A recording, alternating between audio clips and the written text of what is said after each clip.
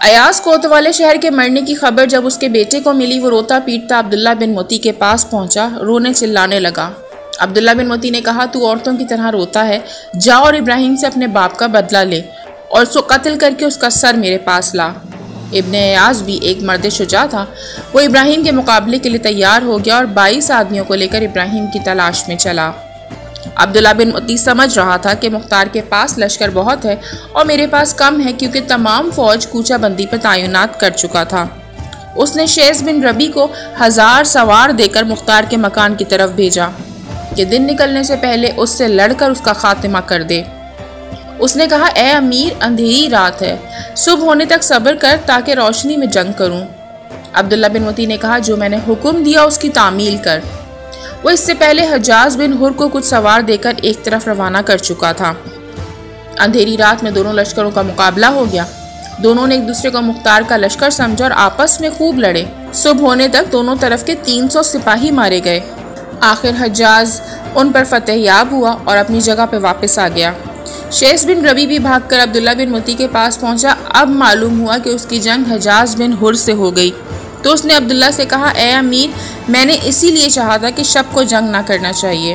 عبداللہ بن متی بہت رنجیدہ ہوا۔ اس نے سمجھا کہ مختار کے پاس بہت زیادہ فوج ہے، اس لیے بہت زیادہ خوفزدہ ہوا۔ مختار کو جب یہ معلوم ہوا تو وہ بہت خوش ہوئے۔ ابراہیم نے کہا، اگر عبداللہ بن متی کو یہ معلوم ہو جائے کہ ہمارے پاس آدمی بہت کم ہیں تو وہ ہم پر ابھی چڑھائی کر دے گا، لہٰذا مومنین کو جمع کرنا چاہیے۔ اسی مقصد سے ابراہیم ابن مالک اشتر مختلف محلوں میں گئے اور وہاں سے شیعان حیدر کرار کو جمع کر کے مختار کے خروج کی اطلاع دی اور انہیں مختار کی مدد کے لیے بھیجا۔ جب رات 2 حصہ گزر گئی، عبداللہ بن متی نے ایک لشکر مختار سے لڑنے کو بھیجا۔ اس کو خوف تھا کہ دن نکل آئے گا تو مختار کے پاس بہت سے لوگ جمع ہو جائیں گے۔ مختار بھی عبداللہ بن متی سے خوفزدہ تھے۔ غرض یہ کہ عبداللہ بن متی نے اپنے چچا ہارون کے بیٹے کو 1000 سوار دے کر مختار سے لڑنے کو بھیجا اور حکم دیا کہ ابراہیم کا سر کاٹ کر میرے پاس لے آؤ۔ عبداللہ پسر ہارون عرب کے شجاعوں میں تھا۔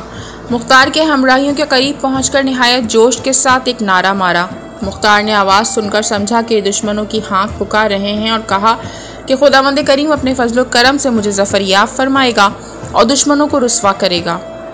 اس رات کوفے میں 18 جگہ نقارے بج رہے تھے اور ہر جگہ قاتلان امام حسین علیہ السلام راستہ روکے ہوئے کھڑے تھے اور مختار کے دوستوں کو مختار تک پہنچنے کا راستہ نہیں ملتا تھا۔ عبداللہ پسر ہارون نے مختار سے جنگ شروع کر دی۔